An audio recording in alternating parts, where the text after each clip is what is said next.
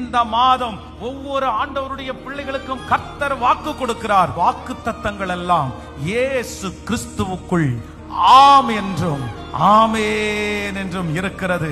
இந்த மாதம் எஸ் உங்களுக்கு எதிராக இருக்கிற அத்தனை நோவையும் கர்த்தர் இந்த மாதம் எஸ் அப்படின்னு மாற்ற போகிறார்.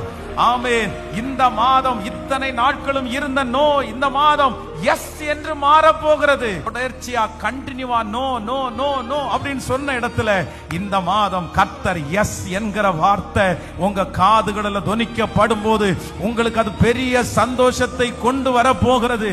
எல்லாருக்கும் நோ என்று சொல்லப்பட்ட அந்த இடத்துல உங்களுக்கு இந்த மாதம் எஸ் என்று ஒரு வாசல் உங்களுக்காய் திறக்கப்படுகிறது.